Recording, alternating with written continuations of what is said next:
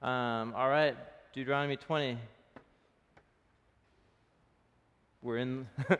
I was thinking this image is going to be burned in my brain because I feel like more than any other book I've drawn it, but not really. I just draw it, and then I haven't needed to do anything with it. So Deuteronomy, you will have made it through the book of Deuteronomy. I'm kind of feeling that way this morning. I'm just letting you know. I shouldn't say such things as a teacher, but I don't know, maybe I should. Anyway, all right, Deuteronomy 20. Here's another whole set of laws. Most of them are going to revolve around this realism that we were in last week. The laws are shooting to point Israel towards this life of justice and justice alone, a passage that's come up in the last few weeks. And but at the same time, the book is very much has a realist mentality. So the covenant people, the life of the covenant people takes the form of an ethnic, national entity at this point in the story. And so one of the realities for a national ethnic entity is going to be some kind of military conflicts or tensions with other national entities.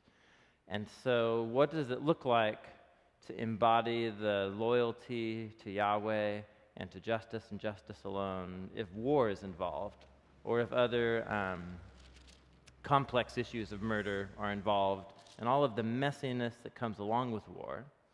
And so here's what's interesting, is that Deuteronomy doesn't come along and just say, creates, a utopian view that we might like it to, that somehow like abolishes war and that it's not, but rather it accommodates to the realism of war, but then in a number of different ways tries to mitigate or embody Torah's justice in the midst of that. And so let's just see how, and most of us, those are the things we tend not to notice because we're hung up when we're just like, God tells them to go to war. That I don't know what I think about that. So we'll think about that in a few minutes, but let's at least just read the passages and see how they work with in introducing concepts of justice into war. That's all I'll say. Let's go. Deuteronomy 20. So when you go to war against your enemies, and you see horses and chariots and an army greater than yours, do not be afraid of them, because Yahweh your God, who brought you up out of Egypt, will be with you. Now, just pause. So, big army, horses and chariots. Yahweh, who brought you up out of Egypt, will be with you. What's the last that Israel saw of the Egyptians? So, horses and chariots floating in the Red Sea, right? So that's, in other words, that the most basic underline of Israel when it came to war is that they're basically helpless, and they kind of always have been from the beginning, and that's been the whole point, is that Yahweh is doing something with these people that they're basically helpless to make happen when it comes to their enemies. So we're reminded of the Exodus memory, verse 2. So when you're about to go into battle, the priest will come forward and address the army, not the general, the priest. And the priest will say, Shema, Israel. Listen, O Israel. Today you are going into battle against your enemies. Don't be faint-hearted or afraid. Don't be terrified or give way to panic before them. For Yahweh, your God, is the one who goes with you to fight for you against your enemies to give you victory. So that's the first introduction right here is, remember, you guys really aren't that significant, and you're not that powerful in the first place, and any victories that do come on your behalf are going to be because Yahweh is working for you. You may be familiar with that biblical theme, but that's the baseline of all of Israel's, at least, well, it was supposed to be. It hardly ever is. If you actually go read in the story, they failed to live up to this ideal in a million ways. But this was what Yahweh had intended for them.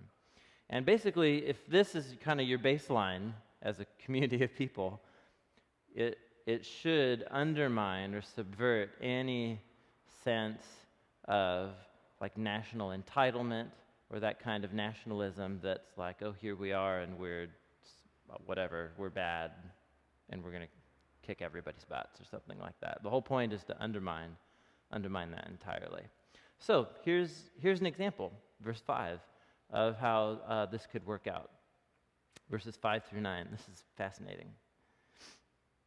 So the officers will say to the army, hey, has anyone built a new house and not dedicated it? Go home. I mean, he might die in battle and someone else might dedicate it.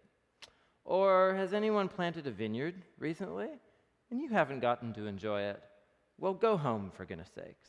Or else you might die in battle and someone else might enjoy it. Or has anyone become pledged to a woman? You got engaged, but you haven't married her yet. Go home, for goodness sakes. He might die in battle and someone else might marry her. Then the officers shall add, is there anybody that's just downright afraid and faint-hearted? You should go home too, so that your brothers won't become disheartened too. And when the officers have finished speaking to the army, they shall appoint the commanders over it. Now, what's that all about? Now, that's very interesting, isn't it? Did you see that coming? So this is interesting. So this is the first two things in the Israelite rules for war. One is it's actually not you, right? You're the helpless bunch of slaves that I rescued from Egypt. And then the second is, what do you call this policy? It's, are you afraid? You know what I mean? It's just like, what on earth? Now, there's one other story of an Israelite battle where this principle, this policy got at least kind of halfway employed. Do you know the story? It's in the book of Judges. The story of Gideon. And now this just occurred to me. Here we go. Yeah, so this is Gideon, one of the most famous judges and rulers in the book of Judges. And his enemy at this point are the Midianites, who are, overrunning the land. And so he got a whole bunch of people together as an army, and the Lord says to Gideon, yeah, you've got way too many soldiers, just way too many. I can't deliver Midian into their hands, or else they're going to boast against me and say, yeah, we did this. So, announce to your army, hey, anybody afraid? Why don't you just leave? Just leave right now. And 22,000 men left. It was 2/3 of his army left right there. And Yahweh says again, there's still too many soldiers. And if you know the story, it gets whittled down to, 300. 300. I know I didn't see the movie. But anyhow, so ends up being 300 are left, and the whole point of this story, again, this is the whole point. So even within, what do you call a policy like this? Within Israel's military strategy, were very, anti-militaristic policies within their own military strategies, and so here's one case. This is the only case we know of that something like this ever actually happened. And most of Israel's kings ended up amassing huge armies and trying to become players in the politics of the ancient Near East. But that was not the vision, and that's not Torah. And again, the whole point is to divert all attention away from Israel onto Yahweh. So go enjoy your vineyard, for goodness sakes. Okay, let's address another subject when it comes to going to war, and that is how you deal with negotiations and making peace or not making peace and so on. Verse 10. So when you march up to attack a city, So it assumes, we don't know that, what's the imagined scenario here? Is that they attacked you, they came and kidnapped a bunch of people from your villages? We don't know. Is this an offensive maneuver? Is this defensive? Doesn't say. The whole point is, once you get to that stage, what's the first thing you do? When you go to attack a city, you make its people an offer of peace. And if they accept and open their gates, then all the people in it will be subject to forced labor, and they shall work for you. So let's say you got the Moabites, and they've attacked you, and you've attacked them, and they attacked you back. And you go back. The whole point is make an offer of peace. That's always your first initiative. And then if they accept it, then you don't kill them, you don't destroy them, you don't burn their city to the ground. You enter into, have we talked about this at all? We probably haven't, but you should know about these things. Have I ever used the word vassal on Wednesday mornings? Do you guys know about vassals? It's not a decoration for your house.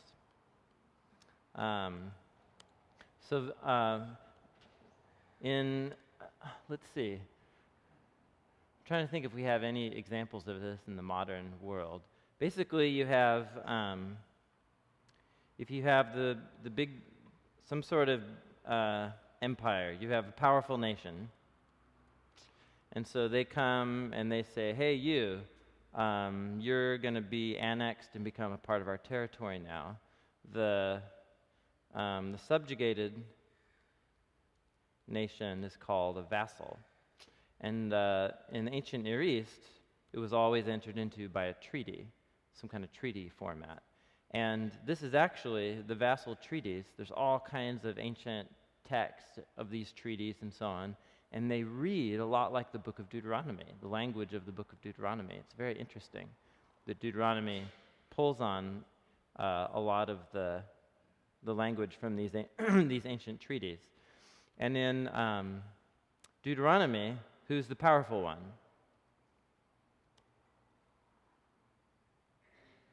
Yahweh. And in Deuteronomy, Israel is then the vassal. Anyway, I like to introduce boring, scholarly, technical terms when I can. So that's what's being talked about here, is that essentially this nation will become a vassal nation, and they'll give you tribute, they'll give you taxes or something like that. So that's supposed to be the deal. That's what's supposed to be the normal order of negotiations. But, verse 12, let's say they refuse to make peace, and then they engage you in battle. Then you lay siege to that city.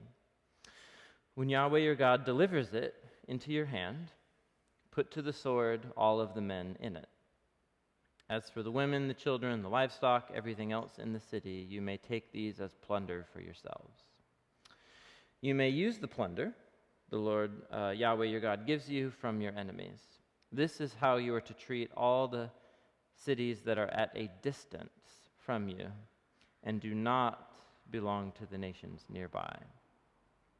However, in the cities of the nations Yahweh your God is giving you as an inheritance, so in other words, that's their approach to all of the nations outside of the promised land. And then here we are back to this theme that bothers at least me, and I think most of you, of the treatment of the Canaanites. Don't leave alive in the land of what Yahweh your God is giving you. Don't leave alive anything that breathes. Completely destroy, and that's that word we've explored before, or completely dedicate or hand over to Yahweh. The Hittites, the Amorites, the Canaanites, the Perizzites, the Hivites, the Jebusites, as Yahweh your God has commanded you. Why? Why? Otherwise, they will teach you to follow all the detestable things they do in worshiping their gods, and you will come to sin against Yahweh your God. So, there you go. You have the nations that are at a distance. First thing you do is do peace negotiations. You have the nations living in the land promised to Abraham, and there we come across this theme yet again, man.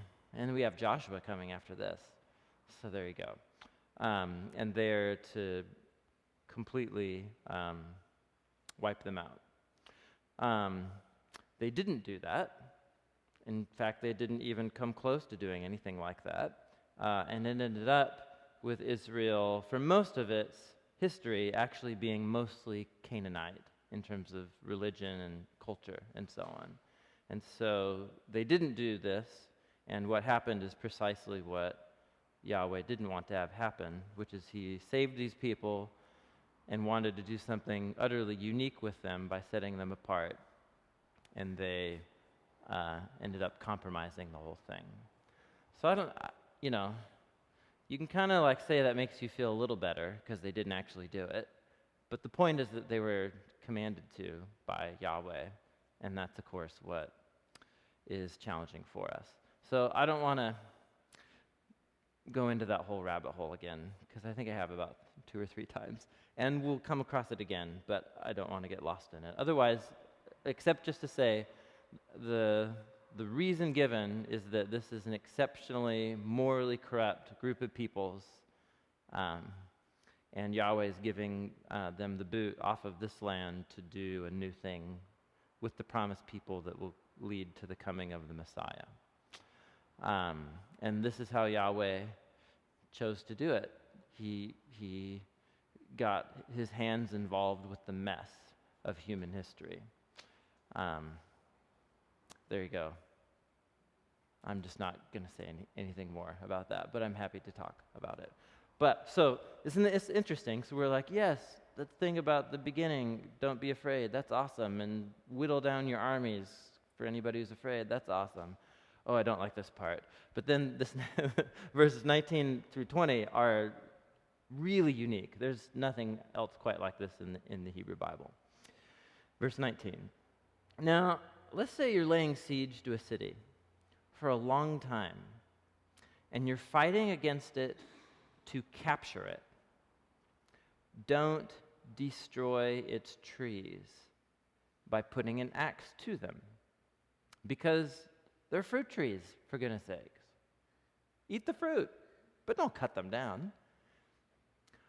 Are the trees of the field human, that you should besiege them?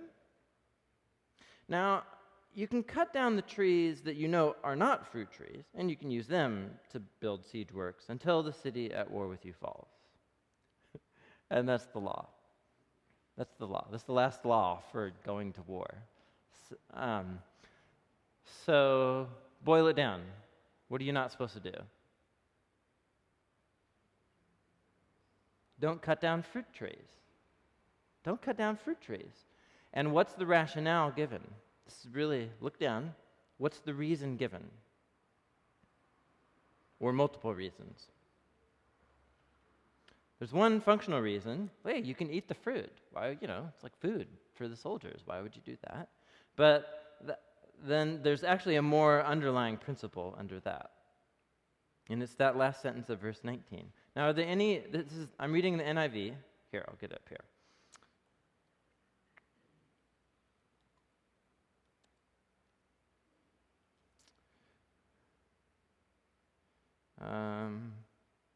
Here we go. Are the trees people that you should besiege them? Or are the trees of the field humans that you should besiege them? Any other translations?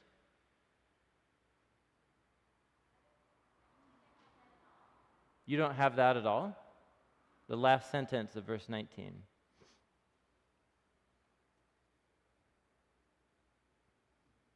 You have something different.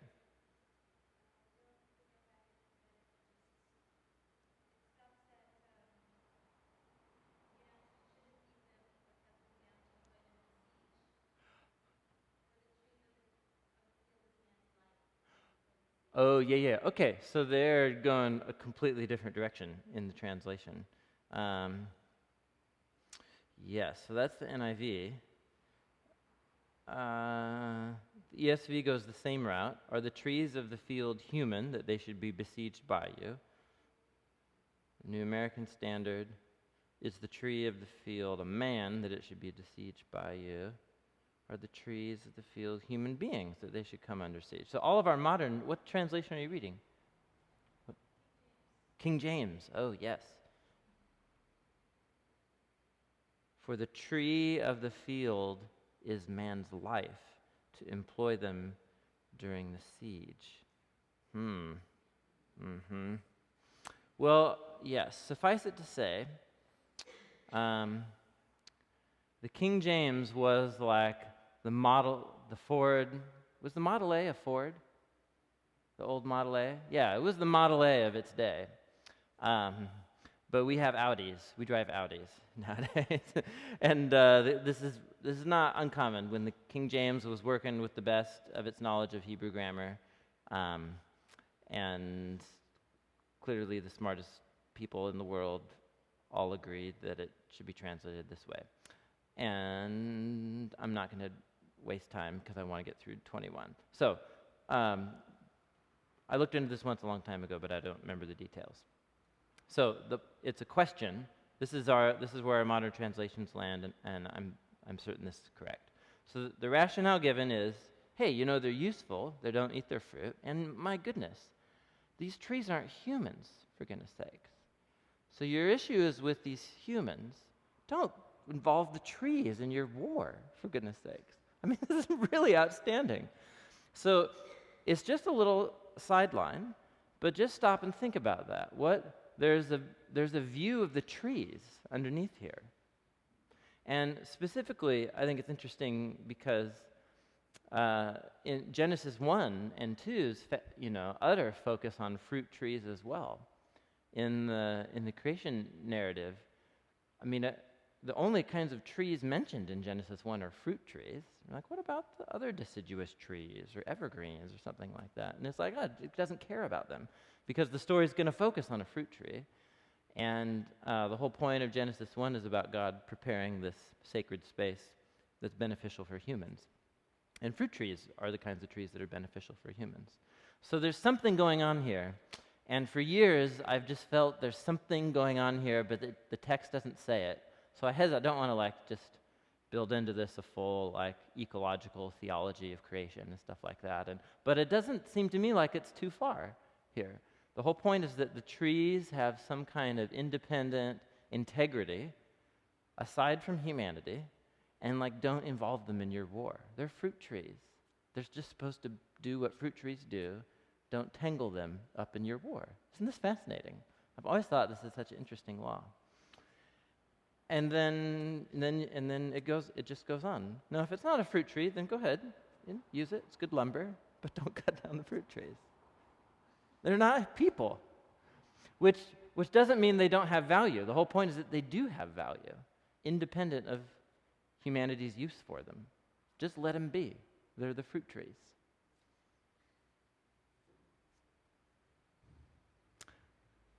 Any thoughts? It's a good memory verse. Makes a great memory verse. Deuteronomy 21. Let's just keep going. All right, there you go. That's Israel's rules for war. Okay, sorry. We'll do 21 in a second. So this Deuteronomy 20 is a great example of how the 613 laws in the Torah are nowhere near anything like a complete or a sufficient constitution or actual law book for a nation to operate. What if these are your rules for war? It's like, what on earth? There's a million circumstances that aren't envisioned or even thought of here. And so a chapter like that is a great example of how the 613 laws are just a sampling from the laws of the Sinai covenant. How many other laws were given? We don't know. I would presume thousands even, if it's something sufficient to run an actual nation. And so for me, it's a good example of how the laws are samplings meant to highlight the worldview underneath Torah that Yahweh was trying to get at. Okay, here we go. Deuteronomy 21. Unsolved murder. You remember last week we had stuff about the cities of refuge? If you murder someone unintentionally, you can go to these cities. What about an unsolved murder, a cold case? Deuteronomy 21. So let's say that a man is found slain, and he's lying in a field in the land Yahweh your God is giving you to possess, and nobody knows who killed him. Your elders and your judges shall go out and measure the distance from the body to the neighboring towns. Then the elders of the town nearest the body, so that's the measure right there. You just take some mileage or whatever it is, and elders of the nearest town, and then they do this ritual that will weird you out and that is not actually explained in much in detail as far as what the symbols mean. But here it is. Here's what the elders do.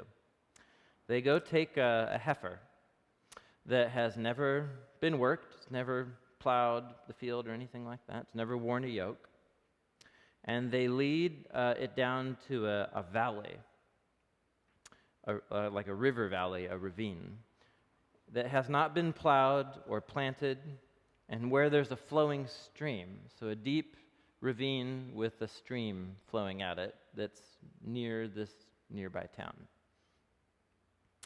There in the valley, they are to break the heifer's neck. The priests, the sons of Levi, will step forward, for Yahweh your God has chosen them to minister and pronounce blessings in the name of Yahweh, and to decide all cases of dispute and assault. Then the elders of the town nearest the body, they shall wash their hands over the heifer whose neck was broken in the valley. So I think, here's the idea. You go down to this ravine where the stream is, it's near the town. You break the animal's neck. Actually, how would you break a cow's neck? I'm sure you have to be strong. I don't know. I don't know. I don't know how you would actually do that. But then it's there, and is it lying in the stream now? What's happening? But then they get water from the stream, and then they're washing their hands like this over the dead animal.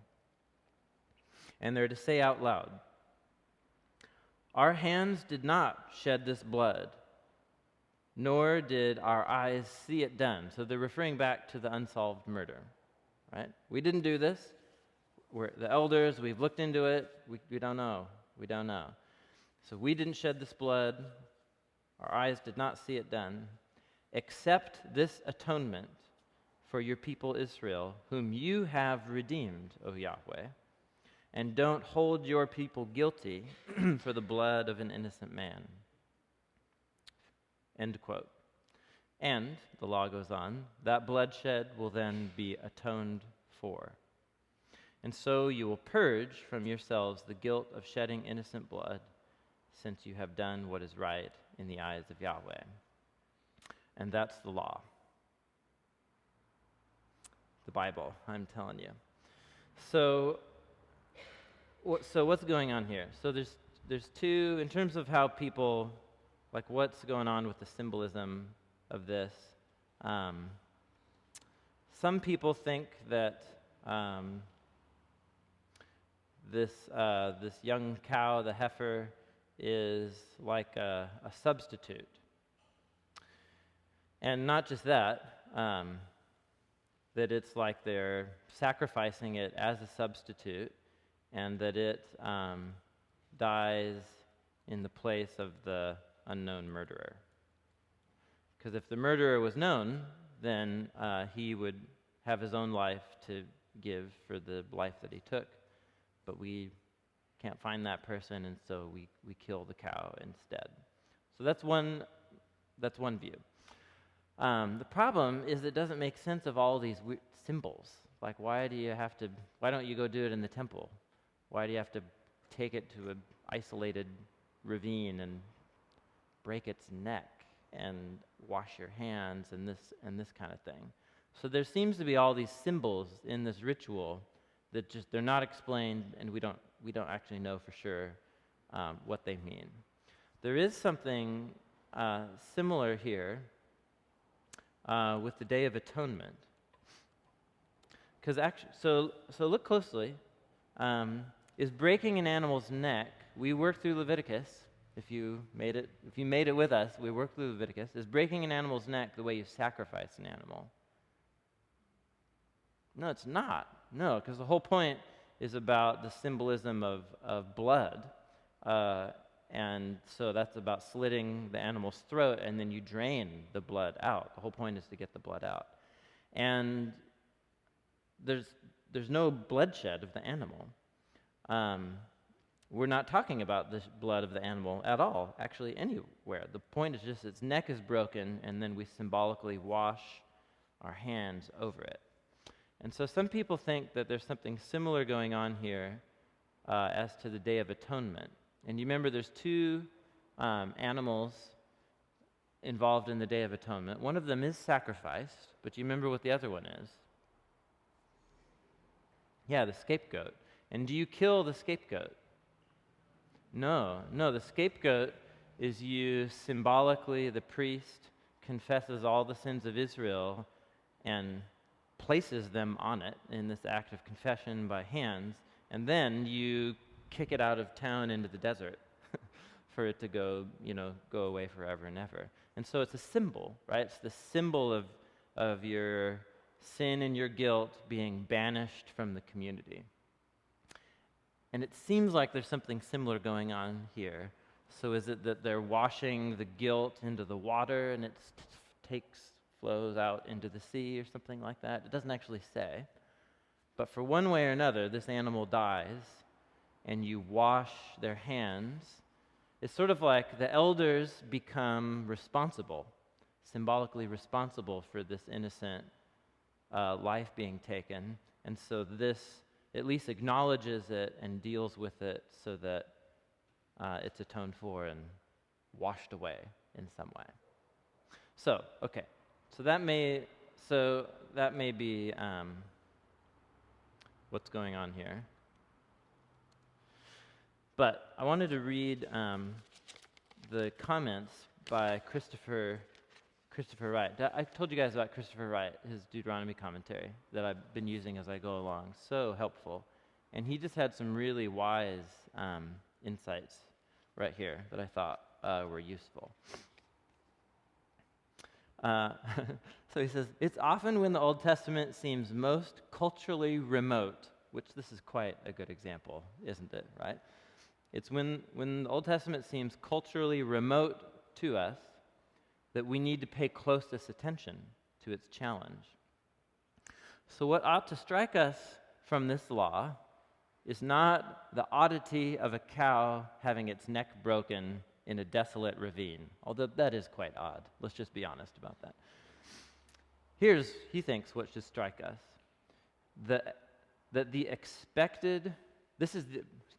What ought to strike us is that this is the expected response of a whole community through its civic and judicial and religious leaders to a single human death.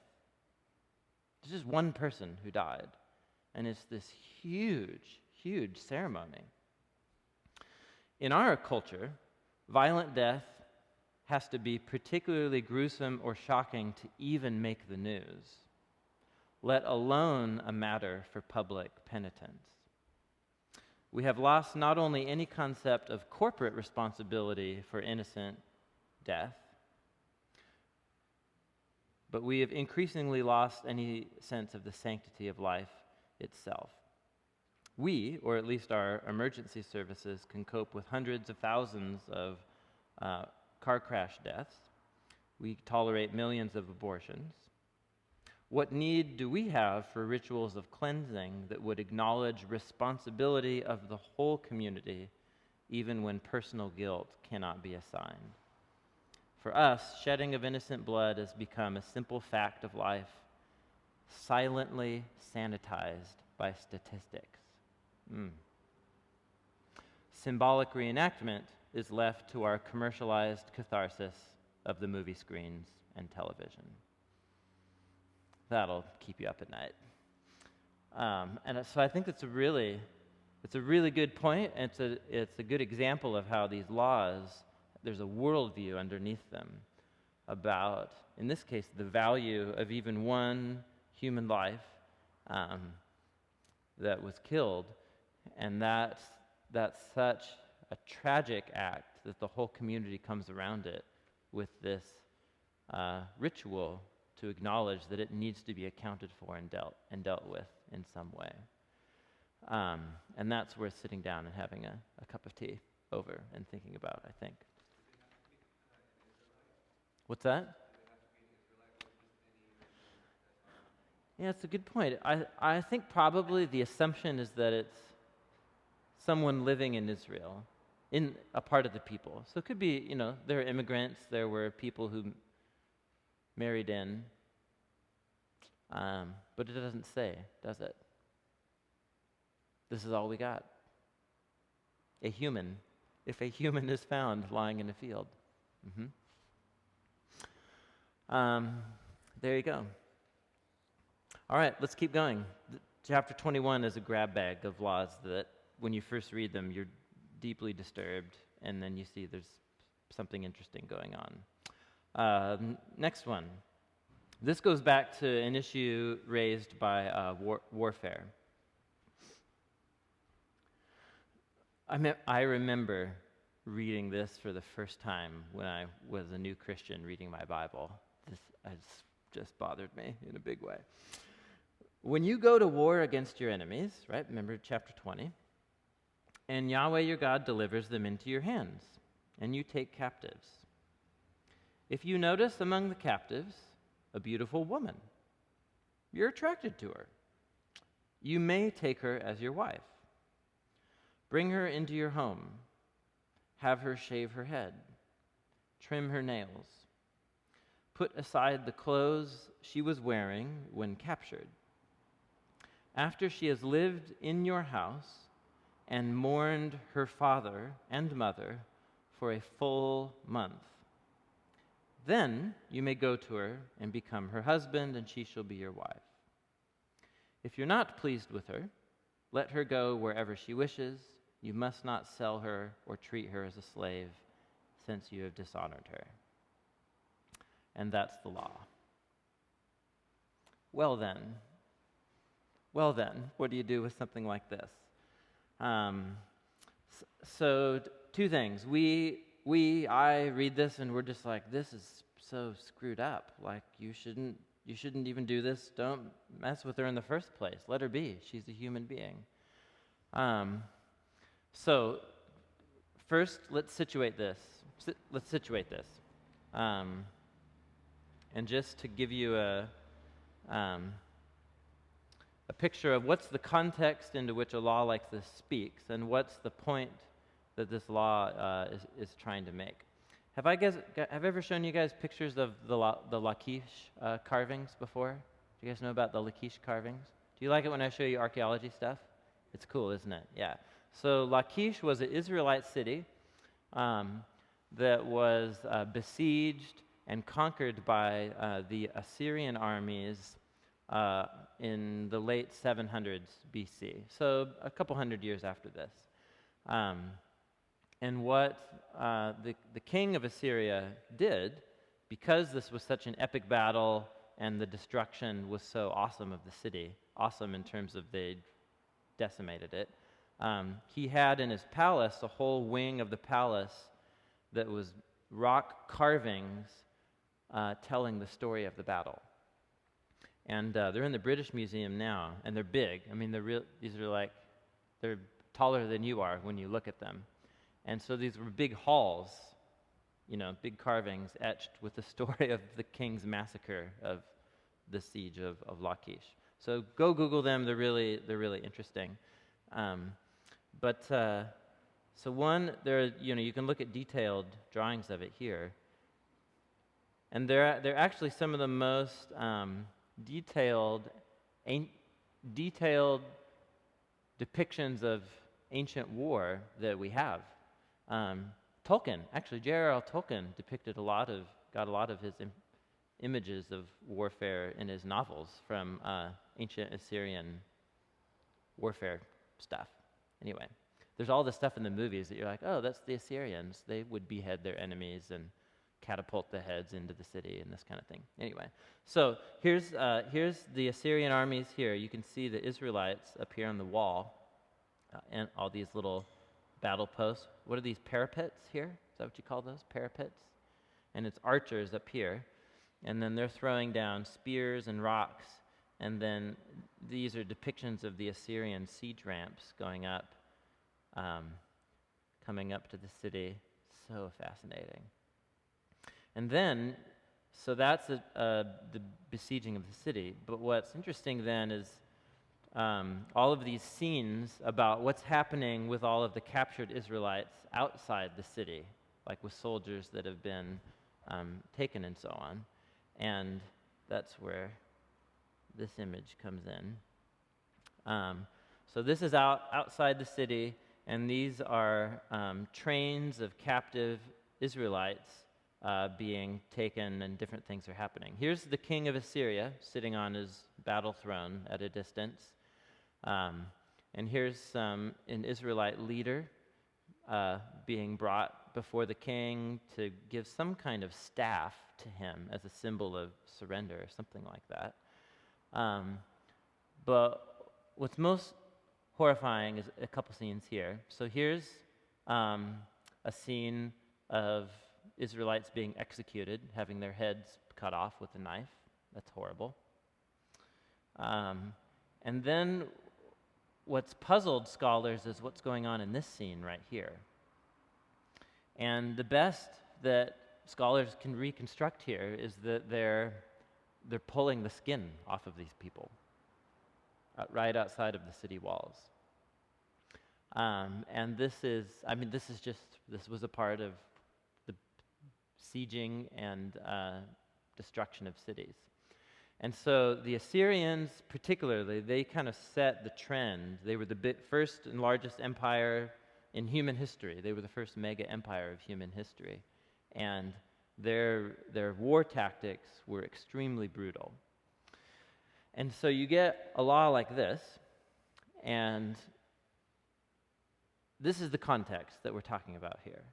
So we already have this ethos of Israelite war that has this anti-militaristic edge within it.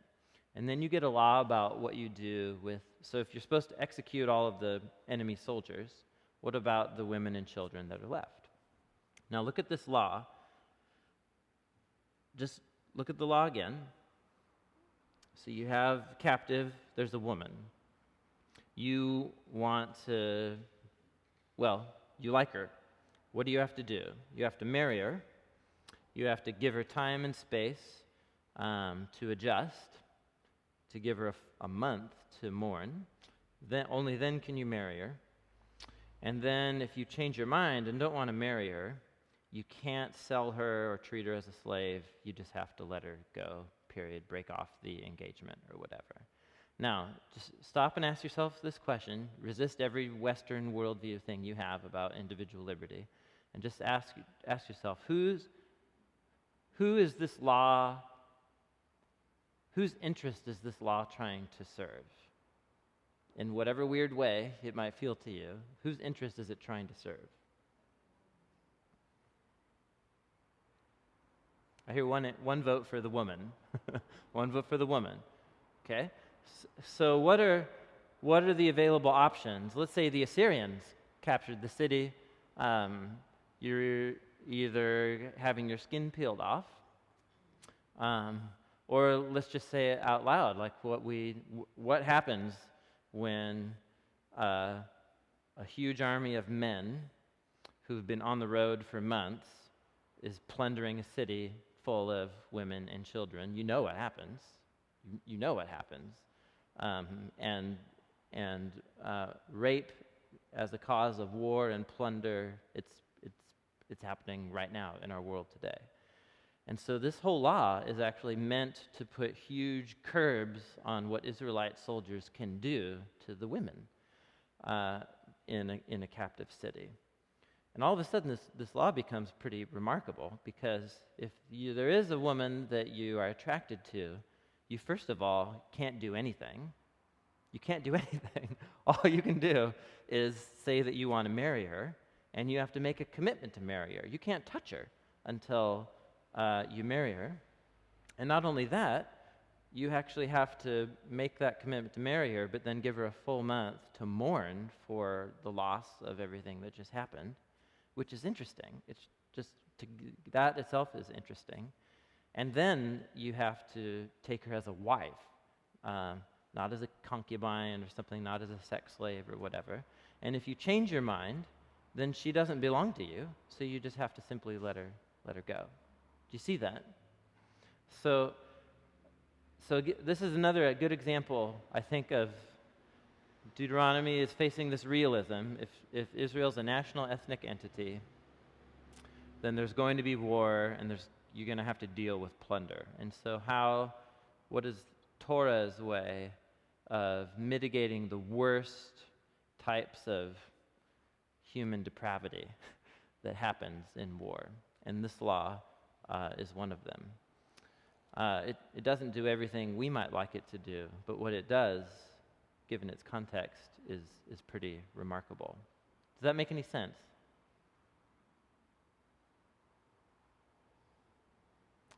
I'll just let you think on these things. 2 more laws.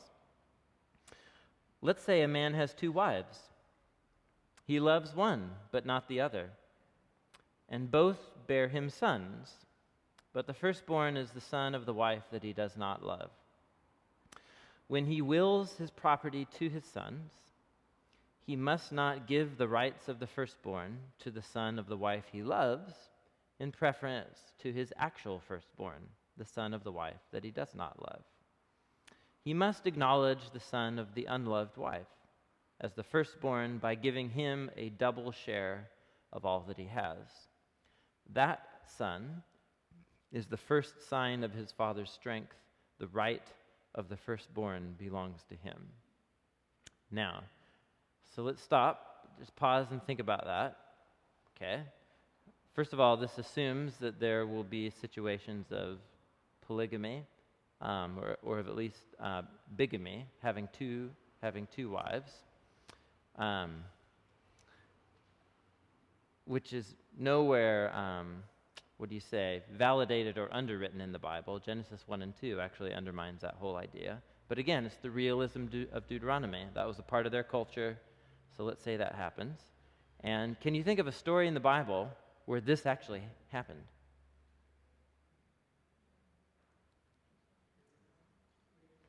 Yes, in Genesis, the story of Jacob, who he worked 7 years and then to earn the rights to marry Rachel, and then Laban, pulled his trick. He tricked the deceiver. That's a part of the whole story. The deceiver gets deceived. But Jacob doesn't love Leah at all, but actually it's Leah who has the firstborn, and it introduces all of these complexities in the family. So here's what's interesting, is that the rights of the firstborn belong to the first son. Jacob has 12 sons, and who is the actual firstborn? This is great Bible trivia. In Genesis 49, he blesses his sons in birth order. This is Genesis 49. And Reuben, he's the first son of Leah, the unloved wife. And so technically he has the rights of the firstborn, but actually he forfeited the rights of his firstborn, and so specifically he slept with one of his father's wives. Next in line, 2 and 3, are Simon and Levi, and they also forfeit the rights of the firstborn, because there was that whole scene where they murdered a whole city of men who were recovering from getting circumcised. Remember that horrible story, right? So, yep, they forfeited the rights. And so who's next in line? Fourthborn. Judah. And so it's such a fascinating connection then. It's precisely because the right of the firstborn should have gone. So in a way, the story went the way that this law says it should have, but then the firstborns themselves disqualified the rights of the firstborn, and then it becomes Judah. And it's exactly this story. It's it's through Reuben sleeping with one of his dad's other wives, Simon and Levi's like murderous anger. That's how Judah becomes the tribe that inherits the rights of the firstborn. And then right here in this promise is the first messianic prophecy about a king coming from the line of Judah who will rule over the nations. So put that in your pipe and smoke it. Oh my gosh. I just butchered that one. Put that in your pipe and smoke it.